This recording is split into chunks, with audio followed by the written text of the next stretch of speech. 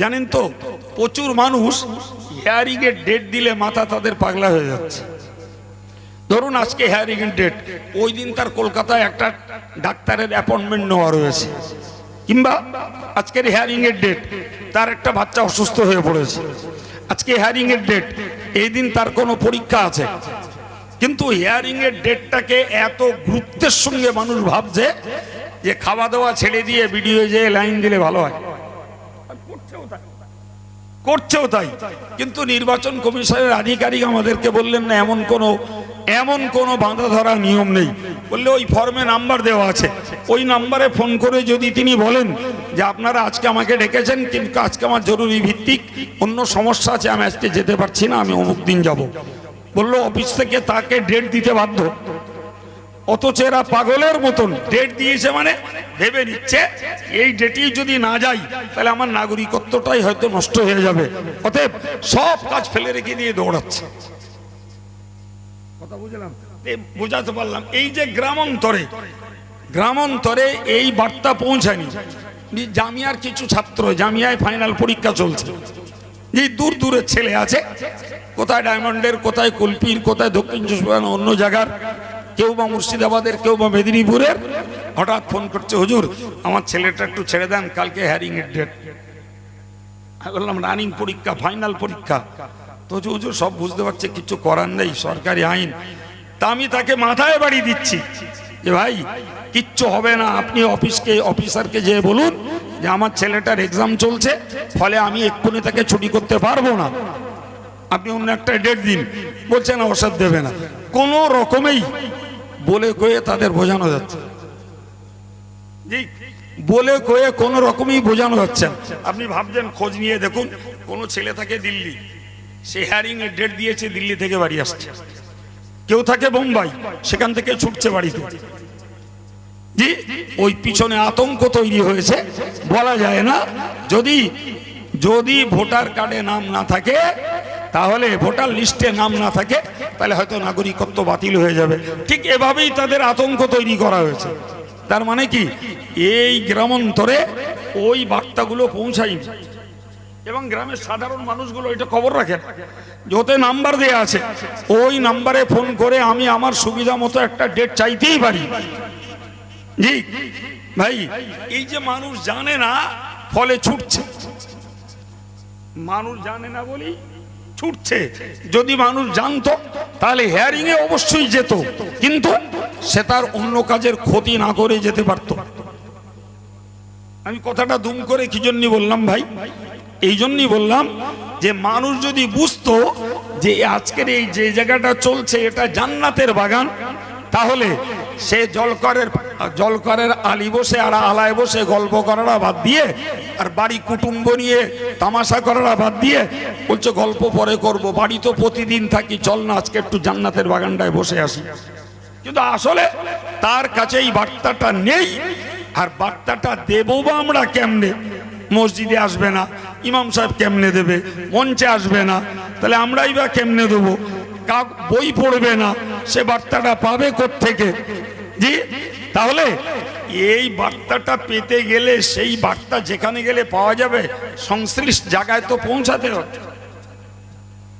সে মানসিকতা আমাদের সমাজের ইমানদার মুসলমান দাবিদার বহু লোকের নেই ভাই। তো এইভাবে আমরা ইসলামটাকে না জেনে দূরে চলছি। আর সেই গোড়ায় বলেছিলাম আপনাদের ভুল হয়ে গেছে, জানি না মানে ওটা শত্রু। আন্নাসু আদাউল লিমা জাহিলু, মানুষ যেটা জানে না তার শত্রু হয়। মানুষ যেটা জানে না সেটা শত্রু হয়। ভাই রাসূল করিম সাল্লাল্লাহু আলাইহি ওয়াসাল্লাম তার সাহাবাদেরকে যখন কোথাও পাঠাতেন ইসলামের দাওয়াত দিয়ে, হযরত মুআয ইবনে জাবাল, হযরত আবু মুসা আশআরী রাদিয়াল্লাহু আনহুমা এনাদেরকে পাঠালেন ইয়ামানের দুটো অঞ্চলে, যাও তোমরা ওখানটায় যে ইসলামের দাওয়াত দাও। রাসূলুল্লাহ তাদেরকে ইনস্ট্রাকশন দিয়ে দিলেন, তাদেরকে সূত্র বলে দিলেন, যাও ইয়াসসিরা ওয়ালা তুআসসিরা, যাও ইসলামটাকে তাদের কাছে সহজ করে তুলে ধরো, খবরদার ইসলামটাকে মানুষের কাছে কঠিন করে তুলে ধরো। সুবহানাল্লাহ বলে। খোদ নবী পাকের ইনস্ট্রাকশন, নবী পাকের সূত্র যে তোমরা মানুষের কাছে ইসলামটাকে সহজ করে তুলে ধরো, যেন কঠিন করে বলো না। বাশশিরা ওয়ালা তুনাফিরা, মানুষকে সুসংবাদ শোনাও, মানুষকে তাড়িয়ে দিও না, ভাগিয়ে দিও না। ইসলামের কথাকে এমন ভাবে বলো না যেন মানুষ ইসলামের গণ্ডি থেকে বাইরে না চলে যায়, বরং তাদেরকে সুসংবাদ শোনাও যাতে ইসলামের প্রতি তারা খুশি হয়ে আকৃষ্ট হয়। ভাই, এটা সমাজের প্রচলিত কথা বলছি, জানেন? সমাজের একটা প্রচলিত কথা মানুষ বলে, একটা মিথ্যা অপবাদ এবং অপপ্রচার। মানুষ বলে ও মৌল সাহেবদের ঘোরানো কলাস। কোনদিন শুনেছেন না শোনেননি? মৌলানাদের? ভাই আপনি ভুল বুঝছেন। জি, মৌল সাহেবদের ঘোরানো কল নেই। আল্লাহ পাক যেখানে যে সুযোগটা দিয়েছেন সেটা আলেমরা জানে বলে সেটা অ্যাপ্লাই করে। আপনি জানেন না বলে আপনার কাছে কঠিন। এই কথা বুঝতে পারছেন না? আপনি জানেন না বলে আপনার কাছে কঠিন। আপনি ভাবছেন আলেমরা ওটা নিজেরা নিজেরা মনে হয় নিজেদের সুবিধার স্বার্থ মতো কিছু একটা করে নাই। না রে বাবা, জানলে বোঝা যাবে ও সুযোগ আপনার জন্য আছে, ও সুযোগ আপনার জন্য আছে। আপনার হাতটা ভেঙে গেছে, প্লাস্টার করা, আপনি নামাজি মানুষ, যদি আপনি পানি দিয়ে ধোন তাহলে ভিতরটায় পানি চলে যাবে। ইসলাম সুযোগ দিয়েছে তুমি খালি জায়গাটা ধুয়ে ফেলো আর এই প্লাস্টার জায়গাটা উপর দিয়ে মোছা করে ফেলো। তাহলে ও বিধান আলেমের জন্য যা, সাধারণ লোকের জন্য তাই। আপনি মুসাফির হয়েছেন, তো মুসাফিরের জন্য 4 রাকাত নামাজ 2 রাকাত, তো আলেম হাফেজ মৌলানা মুফতি ওর জন্যও 2 রাকাত।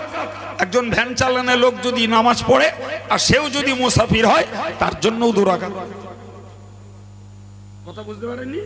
একজন যদি দূর সফর করে রমজান মাস, জি, তো রমজান মাস একজন আলেমের পক্ষেও অনুমতি আছে, তুমি সফরে কষ্ট পাচ্ছ রমজান মাস, তারপরেও রোজা না রাখলে তোমার কোনো গুনাহ নাই। সফরে রোজা আল্লাহ ছাড় দিয়েছেন, পরে আদায় করে দিলে হয়ে যাবে। এক কথা বুঝতে পারছেন কি? হ্যাঁ, একজন যত সাধারণ আর যত দরিদ্র মানুষ হন, তিনিও যদি মুসাফির হন রমজান মাসে আর রোজা রাখাটা তার জন্য কষ্টকর মনে করেন, তাহলে তিনি বেমালুম রোজা না রেখে ওই রোজাটা বাড়ি ফিরে এসে কাজা করতে পারে। কি গো, তাহলে ঘোরানো কল কি শুধু মৌলানার জন্য? কথা বলে। হ্যাঁ প্রিয় ভাইরা আমার, কঠিন ঠান্ডা মনে করুন, কঠিন ঠান্ডা। আপনি এমন একটা ডিজিজে ভুগছেন, এমন একটা রোগে ভুগছেন, ডাক্তারবাবুর নিষেধ আপনার পানি ব্যবহার করা হবে না, অথচ আপনার দেহটা নাপাক হয়েছে। জি, বিশ্বাস করুন, ইসলাম এত শক্ত অমানবিক ধর্ম না যে আপনার রোগ বেড়ে যাবে। তারপরেও ইসলাম বলবে তার তোমার গোসল ফরজ হয়েছে, গোসল করাই লাগবে। এবার কখনো না, কখনো না। যদি সত্যি ডাক্তার বাবুদের অবজারভেশন হয়, তাদের মন্তব্য হয় যে পানি ব্যবহার করলে রোগের তীব্রতা বেড়ে যাবে, জি, বেমালুম শরীয়ত আপনাকে ফতোয়া দেবে আপনি তায়াম্মুম করুন, নামাজ পড়ুন। সুবহানাল্লাহ বলে। ঘোরানো কল আছে নাকি? হ্যাঁ, মোটেই নেই, আদৌ নেই। ইমানদার মুসলমান নারী পুরুষের জন্য বিশেষ বিশেষ ব্যবস্থা যা আছে, আলেমের যা, সাধারণের তাই, ধনীর যা, গরিবের তাই। জি, অথচ মানুষ জানে না, বোঝে না বলেই জি তারা এইগুলোকে ভাবে ওরা বোধহয় নিজেদের সুবিধা মতো করে নেয়। নাউজুবিল্লাহ, কখনো তো নয়, কোনো দিনের তরেও। ভাই আমার, তো যে কথা আপনাদেরকে বলতে চাইছিলাম, জি, যত জানবেন তত দেখবেন ইসলাম সহজ, আর জানবেন না তো মনে হবে কঠিন। না জানলেই কঠিন মনে হবে, জানলে সহজ। এ দেখেন না, আজকের যুগের একটা নতুন ফিতনা মসজিদে তৈরি হয়েছে। একটা মানুষ বাজারে যাচ্ছে, সাইকেল চাপছে, জল করে যাচ্ছে, সব জায়গায় ঘুরছে, মসজিদে গেলি চেয়ার বাবু, মসজিদে গেলি চেয়ারে নামাজ পড়বে। ভাই, এই আমাদের দেশটাতেই, বাংলাদেশে অনেকদিন ধরে চর্চা চলছিল। আমাদের এলাকাতে আমি প্রথমের বিরোধিতা করি, বলি চেয়ারে নামাজ হবে, চেয়ারে নামাজ হবে না, চেয়ার ছাড়ুন। মাশাআল্লাহ, তারপরে আমাদের আরো অন্যান্য আলেমরাও বলেছেন চেয়ারে নামাজ পড়া বাদ দেন। ভাই এই যে মানুষগুলো নিজেরা একটা ফতোয়া বানিয়ে নিল, আমার হাঁটুতে ব্যথা, কোমরে ব্যথা, সেজদা করতে পারছি না, রুকু করতে পারছি না, তা চেয়ার আনো। বিশ্বাস করুন আমার যেটা মনে হয়েছে যে দুর্বার গতিতে মসজিদে চেয়ার উঠছিল, সাধারণ লোকেদের নামাজ পড়ার জায়গা হতো না, চেয়ার রেখে ভর্তি হয়ে যেত। শুধুমাত্র এই প্রতিবাদ করায় গতিটা রোধ হয়েছে। আপনার কোন অবস্থা, কে বলেছে আপনাকে আপনার কোমরে ব্যথা, হাঁটুতে ব্যথা, আপনি ঠিক নিয়ম মতো রুকু করতে পারছেন না, নিয়ম মতো সেজদা করতে পারছেন না, আর ইসলাম আপনাকে বাধ্য করছে ওই নিয়মে সেজদা করতে হবে? নেবার, কখনোই না, কোনোদিন ইসলাম তা বলিনি। আপনার যেটা সুবিধা আপনি সে মতোই রুকু সেজদা করুন, আল্লাহ অতি খুশি। তবে যে বিষয়টার অনুমতি ইসলামে নেই আপনি ওইটাকে আমদানি করবেন কেন? রাসূলের জমানাতেও লোকের হাত পা ভেঙেছে, চেয়ারের ব্যবস্থা ছিল সে যুগেও, কিন্তু কেউ তো চেয়ারে বসে পড়েনি। নবীরও পায়ে চোট লেগেছে সওয়ারির পিঠ থেকে পড়ে, কই নবীও তো চেয়ারে বসেননি। তাহলে আপনি চেয়ারে বসে বাবু আনা নামাজ পড়াটা কোথাতে আমদানি করলেন? আপনার পরিস্থিতি কি? আপনি যে কোনো একটা যোগ্য মুক্তির দ্বারস্থ হন, হুজুর আমার পরিস্থিতি এই, আমি কেমনে নামাজ পড়বো? ইনশাল্লাহ তিনি আপনাকে সাবলীল ভাবে নামাজ পড়ার পথ শিখিয়ে দেবেন। আর আপনি জানেন যে লোকটা পা গোটাতে পারে না, তার কেবলার দিকে পা দিয়েই নামাজ পড়া শরীয়তের হুকুম, অথচ নরমালে কেবলার দিকে পা দেওয়া মানে কেবলার বেইজ্জতি করা, এটি মাকরুহ এবং ইমানদার মুসলমান তা কখনো চায় না। কিন্তু একজনের মনে করুন স্বাভাবিকভাবে তার পায়ে রড দেওয়া আছে, পা ভেঙে গেছিল, রড দেওয়া আছে, পা আর ফোল্ড হয় না, ওই লোকটা নামাজি মানুষ, তার জন্য অবাধে যায় সে কেবলার দিকে পা দেবে, স্ট্রেট পা দিয়ে নামাজ পড়বে। আপনি বসতে পারছেন না, বসার দরকার নেই আপনার, আপনি দাঁড়িয়ে দাঁড়িয়ে সেজদা করুন, দাঁড়িয়েই সেজদা করুন, রুকুর মতো রুকু করুন, নিচু করুন, হাতের উপরে সেজদা মেরে দিন। ভাই জানবো না, বুঝবো না, অযথা ইসলামকে দায়ী করব, অযথা আলেমদেরকে দায়ী করব, আর নিজেরা কিছু আমদানি করে সেটাই শরীয়ত বানিয়ে নেব, এটা বড় বিপজ্জনক কথা ভাই, এটা বড় দুঃখজনক কথা। তো আমি যে কথা বলতে বলতে সবগুলোই জ্ঞান চর্চার উপরে আপনাকে শুরু থেকেই কথা বলে আসছি। জি, আর জানেন তো আমার জ্ঞান বুঝ কম, আমি এদিক ওদিক বলতে পারি না, যা একটু বলি একরকম, যেটা ধরি সেইটাই বলি। জি ভাই, তো আজকের আমি শুরু করেছিলাম যে এই মজলিসটা জ্ঞান চর্চার মজলিস, আর জ্ঞান হলো মন তৈরি করার ওসিলা। সুবহানাল্লাহ বলে। আবার বলছি ধর্ম করতে গেলে মন লাগে, আর মন তৈরি করতে গেলে জ্ঞান লাগে। জি, আর জ্ঞান তৈরির পদ্ধতি, জ্ঞান সঞ্চয়ের রাস্তা তিনটি। কটা বলেছি বাবু? জ্ঞান সংগ্রহের রাস্তা তিনটি। নাম্বার 1, বই পুস্তক পড়াপড়ি করা। কি বলেছি জোরে বলেন, সবাই মিলে বলেন। বই পড়লে জ্ঞানী হওয়া যায়, বই মানুষকে জ্ঞানী বানায়, সাধনার ভিতর দিয়ে মানুষ শিখতে পারে, বই পড়তে হবে। আর এদিকে ইঙ্গিত করি, এই যে কোরআন হেফজ করাচ্ছেন আপনাদের প্রচেষ্টা দানে সহযোগিতায়, ভাই কখনো শুনেই থাকবেন, আজকে আবার রিমাইন্ডার দিচ্ছি, আমি মনে করিয়ে দিচ্ছি, কোরআনের মতভেদ থাকলেও একটা মতকে আমরা গ্রহণযোগ্য করি যে কোরআনে আছে 6666টা আয়াত। তো সেই 6666টা আয়াতের প্রথম যে আয়াত বা শব্দ সেটি হলো ইকরা, যার বাংলা মানে পড়ো। কি বলেছে জোরে বলেন, কি বলেছে ভাই? আমরা ধর্মের অন্যান্য বিষয়গুলোকে যতটা গুরুত্ব দেই, যতটা মান্যতা দেই, জি, পড়ার ব্যাপারে আমাদের গুরুত্ব মোটেই নেই বললেও চলে। আমরা নামাজের গুরুত্ব দিই, অবশ্যই নামাজ গুরুত্বপূর্ণ বিষয়। টাকাওয়ালা হজের গুরুত্ব দেন, অবশ্যই হজ তার জন্য গুরুত্বপূর্ণ বিষয়। একজন টাকাওয়ালা যাকাত দেওয়ার ব্যাপারে জি তিনি তৎপর, অবশ্যই তাকে যাকাত দিতে হবে, টাকা হয়েছে। ভাই একজন সুস্থ সজ্ঞানী মানুষ, রমজান আসছে, শাবান মাস পড়িয়ে গেছে, ফলে সামনের মাসটাই রমজান। প্রিয় ভাই, তো রমজান মাসে রোজা রাখা একজন সুস্থ সজ্ঞানী মানুষের জন্য ফরজ। জি, কিন্তু আপনাকে বুঝতে হবে তো ভাই, আপনাকে বুঝতে হবে যে এই এই গুরুত্বপূর্ণ ইবাদত আমলগুলির আদেশ আল্লাহ আগে দেননি। আল্লাহ আগে নামাজ পড়তে বলেননি, আল্লাহ আগে রোজা রাখতে বলেননি, আল্লাহ আগে দাড়ি রাখতে বলেননি, আল্লাহ আগে বলেননি তুমি হজ করে এসো, আল্লাহ আগে বলেননি তুমি যাকাত দাও, আল্লাহ আগে বলেননি সুদ খাওয়া ছাড়ো, আল্লাহ আগে বলেননি গান বাদ দাও, আল্লাহ আগে বলেননি মদ খেও না, আল্লাহ পাক আগে বলেননি মেয়েদেরকে তোমরা বেপরদায় ঘুরো না, আল্লাহ বলেননি আগেই তোমরা তাস খেলিও না, জুয়া পিটিও না, বরং প্রথমেই আল্লাহ বলেছেন ইকরা, পড়ো। সুবহানাল্লাহ বলবেন না? আর একটু জোরে বলে। তাহলে শরীয়তের বড় বড় গুরুত্বপূর্ণ করণীয় আদেশ আর বর্জনীয় নিষেধ, এগুলির কথা কোরআনে আগে জায়গা পায়নি, কোরআনে আগেই ঘোষিত হয়েছে পড়ো। কেন বাবা? যে পড়াটার ব্যাপারে আমাদের বিপুল অনীহা, পড়াটার ব্যাপারে আমাদের যথেষ্ট অনাগ্রহ, আমাদের আগ্রহী নেই, পড়তে নারাজ। লজ্জাস্কর কথা বলছি আমি ভাই, আমরা সাধারণ ভাই যারা লেখাপড়া কম শিখেছি, আমাদের কথা বাদ দেন, আমরা লেখাপড়া শিখিনি, ফলে বই পুস্তক পড়ার প্রতি আমাদের টান না থাকতেই পারে। কিন্তু আপনি বলুন তো, একটু তাকিয়ে আর সার্ভে করে দেখুন তো, গ্রামের যে সমস্ত শিক্ষিত ছেলেরা আর শিক্ষিতা মেয়েরা যারা মাধ্যমিক, উচ্চ মাধ্যমিক, গ্রাজুয়েট হয়েছে, জি, প্রতিটি পরিবারে খোঁজ করলে এমন কিছু এডুকেটেড ছেলে মেয়ে পাওয়া যাবে। আমার দিকে তাকান, অন্যমনস্ক হবেন না।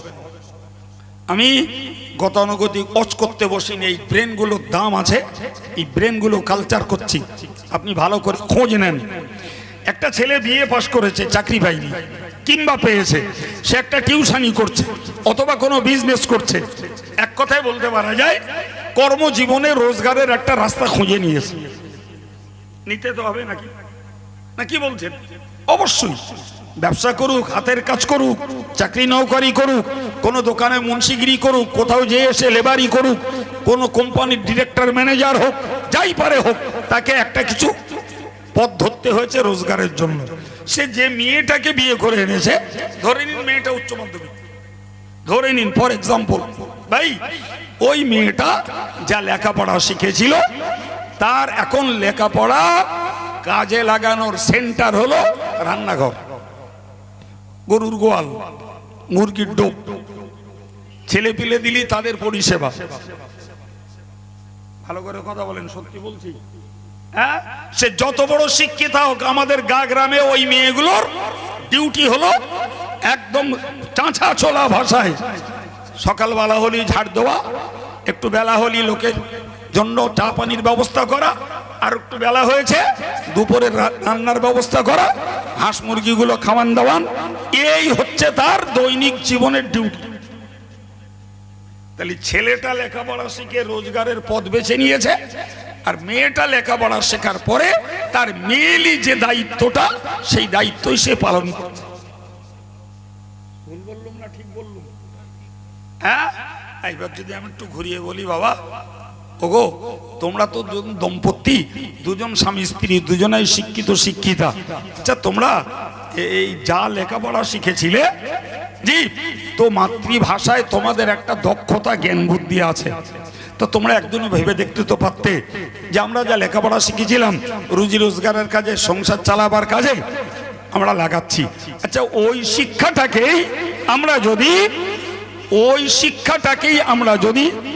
ইসলামটাকে চর্চা করতে একটু কাজে লাগাই, একটা নামাজ শিক্ষা বই পড়বো, নবী পাকের জীবনীটা পড়বো, পীর ওলিদের জীবনী পড়বো, কিংবা একটা ঘরের শিক্ষিতা মেয়ে যদি মনে করে আমি খাদিজার জীবনীটা, ফাতেমার জীবনীটা, রাবিয়া বাসারির জীবনীটা, আম্মাজান আয়েশার জীবনীটা এভাবে যদি আমি পড়ি, ভাই ওই শিক্ষিত আর শিক্ষিতা ছেলে মেয়েগুলির মধ্যে স্বাভাবিকভাবে ধর্মের প্রতি একটি মহব্বত তৈরি হতো। আমার দাবিটা অন্যায়? জোরে বলেন, দাবিটা অন্যায়? আমি তো ইংরেজিতে আরবিতে বলিনি, প্লেন বাংলায় বলেছি। আপনাদের ওপিনিয়নটা বলুন, এটা কি অন্যায় প্রস্তাব আমার?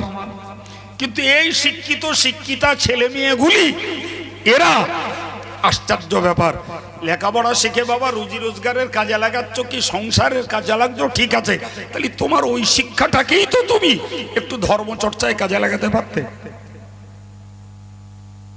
কোথায় কোথায়? বরং এরা শিক্ষিত আর শিক্ষিত হয়েছে মানে আমার মতন মূর্খ আব্দুল কাইমের অজ ওদের শুনবার দরকার নেই, আমার থেকে অনেক জ্ঞানী তারা।